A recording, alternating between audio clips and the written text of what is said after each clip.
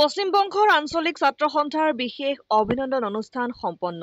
পশ্চিম বংগৰ আঞ্চলিক ছাত্ৰ সন্থাৰ তৰফৰ পৰা হাইস্কুল শিক্ষান্ত আৰু উচ্চতৰ মাধ্যমিক চূড়ান্ত পৰীক্ষাত সুখ্যাতিৰে উত্তীৰ্ণ হোৱা ছাত্ৰ-ছাত্ৰীসকলক অভিনন্দন জ্ঞাপন কৰা হয়। লাহৰ পদ্মৰাম ভৰালী হাইস্কুল প্ৰাংগণত অনুষ্ঠিত বিশেষ অভিনন্দন অনুষ্ঠানত এমট্ৰনৰ উপ প্ৰবন্ধক তথা বিশিষ্ট সমাজকৰ্মী দিনমণি ভাণ্ডাৰ কায়স্থ, বামুণ্ডী হাইস্কুলৰ অৱসৰপ্ৰাপ্ত প্ৰধান শিক্ষক তথা বিশিষ্ট শিক্ষাবিদ সূৰ্যকান্ত কলিতা, প্ৰাক্তন আছু নেতা পংকজ কলিতাই ছাত্ৰ-ছাত্ৰীসকলক উদ্দেশ্য কৰি ভাষণ দাঙি ধৰে। অনুষ্ঠানত অঞ্চলটোৰ প্ৰায় 55 গৰাকী শিক্ষাৰ্থীক ফুলাম গামোচা, অভিনন্দন পত্ৰৰে সম্বৰ্ধনা জ্ঞাপন কৰা হয়। অনুষ্ঠানটিৰ উদ্বোধন কৰে সদৌ কামৰূপ জিলা ছাত্ৰ সন্থাৰ উপ-সভাপতি সুৰজিৎ কলিতাই। অনুষ্ঠানত আছু নেতা ৰুবুল কলিতা, প্ৰাঞ্জল কলিতা, দিব্যজ্যোতি ভৰালী, জিন্তু নাথ, হিমাংশু কুমাৰকে ধৰি কেইবাগৰাকী লোক উপস্থিত থাকে।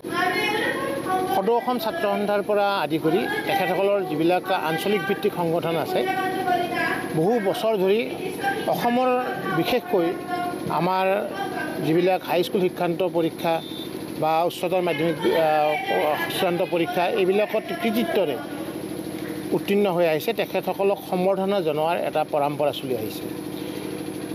সেই সম্পৰ্কতে বা সেই লগত সম্পৰ্কিত পশ্চিমবংগৰ আঞ্চলিক ছাত্ৰ সন্থাও আজি বহু বছৰ ধৰি পশ্চিমবংগৰ আঞ্চলিক অঞ্চলৰ অন্তৰ্গত বিভিন্ন শিক্ষানুষ্ঠানৰ পৰা যিবিলাক ছাত্ৰ ছাত্ৰী বিশেষকৈ হাইস্কুল শিক্ষান্ত পৰীক্ষাত কৃতিত্বৰে পাছ কৰি আহিছে, তেখেতসকলক সম্বৰ্ধনা জনোৱাৰ এটা ৰাজহুৱাভাৱে সম্বৰ্ধনা জনোৱাৰ এটা অনুষ্ঠান তেওঁলোকে অনুষ্ঠিত কৰি আহিছে। আজি ইয়াত পদ্মনাৰায়ণ ভৰালী হাইস্কুলত পশ্চিমবংগৰ ছাত্ৰ সন্থাৰ উদ্যোগত পশ্চিমবংগৰ আঞ্চলিক ছাত্ৰ সন্থাৰ অন্তৰ্গত বিভিন্ন শিক্ষানুষ্ঠানৰ 75% ওপৰত যিবিলাক ছাত্ৰ ছাত্ৰীয়ে হাইস্কুল শিক্ষান্ত পৰীক্ষাত উত্তীৰ্ণ হৈছে, তেখেতসকলক সম্বৰ্ধনা অনুষ্ঠান ইয়াত অনুষ্ঠিত কৰিছে। আচলতে ছাত্ৰ ছাত্ৰীসকলক প্ৰেৰণা আৰু উৎসাহ দিয়া আৰু ভৱিষ্যত তেখেতসকলকে কোন দিশেৰে বা কেনেকুৱা ধৰণৰ সতৰ্কতাৰে ভৱিষ্যত জীৱন গঢ়াৰ পথত আগবাঢ়িব লাগে, সেই দৃষ্টি ৰাখিয়েই ছাত্ৰ সন্থাই বিভিন্ন ধৰণৰ ব্যক্তিক আমন্ত্ৰণ কৰি আনি ছাত্ৰসকলক বিভিন্ন ধৰণৰ পৰামৰ্শ বা উপদেশ দিয়াৰ এই ব্যৱস্থা কৰে।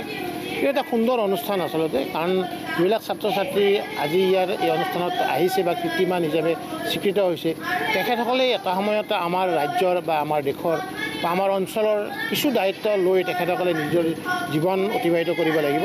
গতিকে তেখেতসকলক ৰাইজৰ লগত ৰাজহুৱাভাৱে সম্পৰ্কিত কৰাৰ এই যিটো ব্যৱস্থা, আচলতে এইটো এটা তেখেতসকলৰ প্ৰতি এটা নিৰ্দেশৰ দৰে বা তেখেতসকলৰ ভৱিষ্যতৰ এটা সতৰ্ক বাণীৰ দৰে তেখেতসকলে এই অনুষ্ঠানৰ যোগেদি দিয়ে।